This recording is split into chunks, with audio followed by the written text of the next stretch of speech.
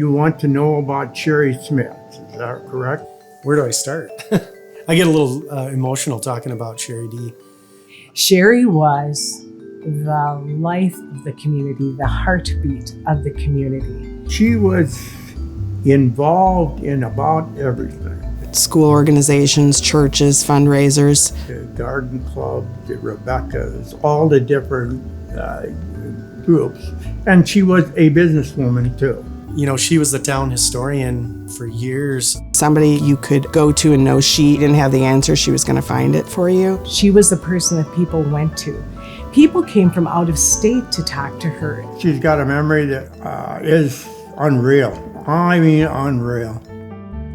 Sherree Dee Schmiedt wore a lot of hats throughout her lifetime, but her love of people and history made a lasting impact on Centerville. It all started with her parents, George and Miriam, who married in 1929 and moved to Los Angeles, where they had a baby girl in March of '31.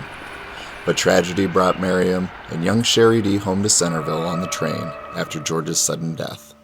A shoebox with his glasses, billfold, and only a few other personal items were the only things passed to his only child, but they inspired in Sherree Dee a love of old things and family history. But it was after Sherree Dee and her husband Stan Schmidt took over his father's pharmacy that her love of history began to blossom. I worked for Stan and Sherree Schmidt for about 8 years.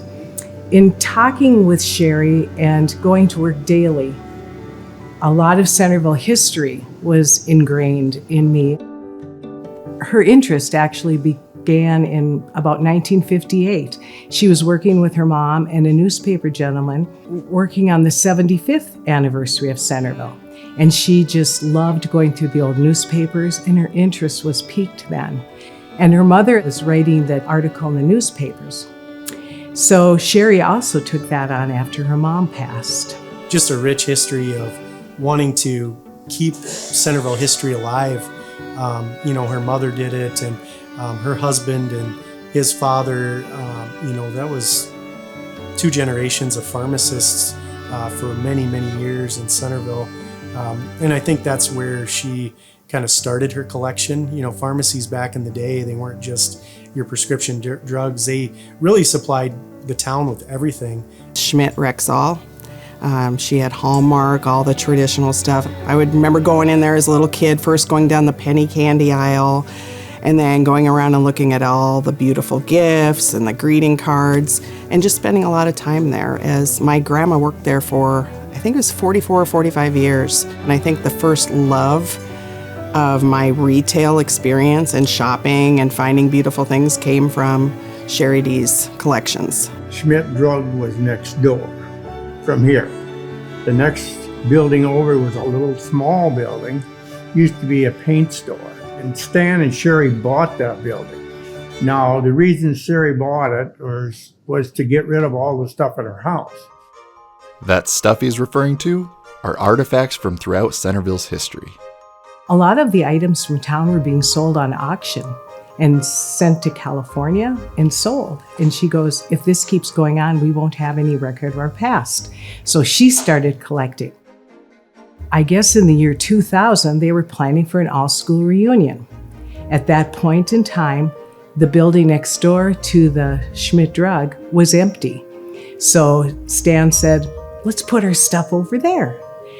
So they did, and they said it would be a great room for the folks to gather when they came back for the reunion, and they'd have all the annuals available and other memorabilia.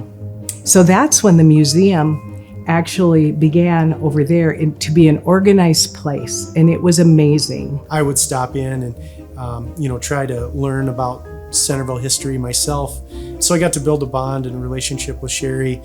And when she was getting ready to sell her building, felt we needed to keep that Centerville history alive, and the items that she had collected over the years and just the history that she had documented on Centerville.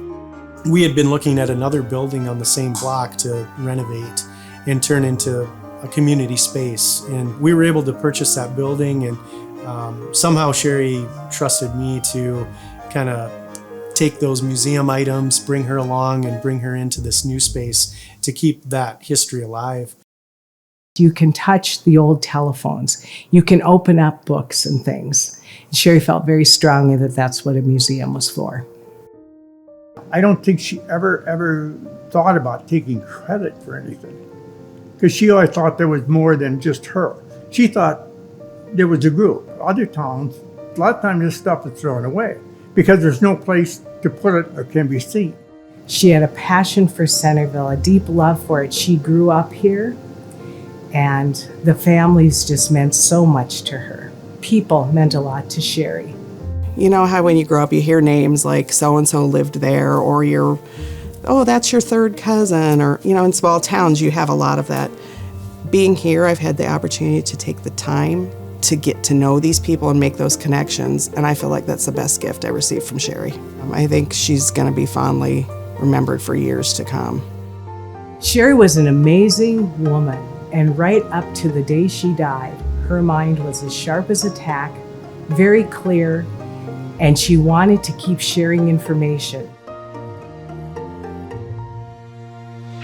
Welcome to Centerville, our hometown.